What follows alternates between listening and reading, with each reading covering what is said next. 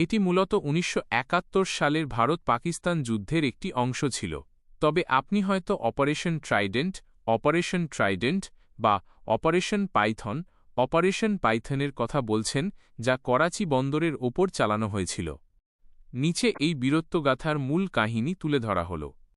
প্রেক্ষাপট: যুদ্ধের শুরু।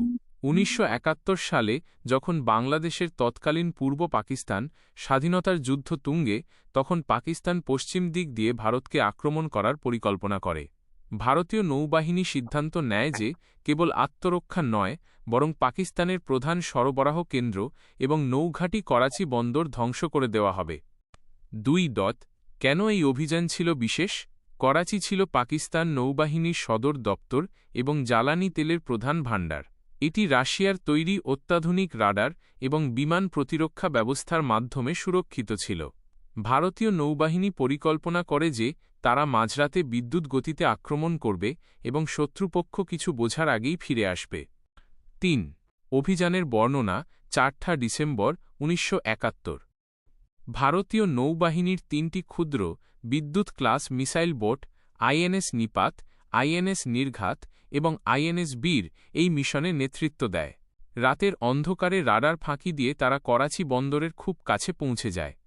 ভারতীয় সেনারা প্রথমবারের মতো অ্যান্টি-শিপ মিসাইল ব্যবহার করে পাকিস্তানের পিএনএস খাইবার নামক যুদ্ধজাহাজটি ডুবিয়ে দেয়।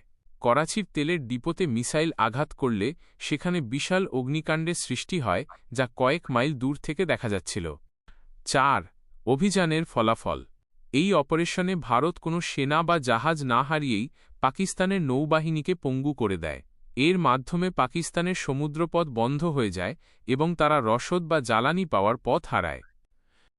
কেন আমরা আজও এটি স্মরণ করি?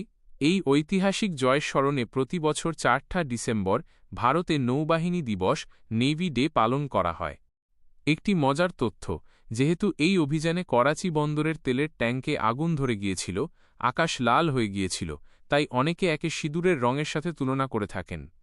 আপনি কি এই অভিযানের উপর ভিত্তি করে তৈরি কোনো সিনেমা বা তথ্যচিত্র সম্পর্কে জানতে চান? অথবা আপনি কি ১৯৭১ সালের অন্য কোনো যুদ্ধের কাহিনী শুনতে পছন্দ করবেন?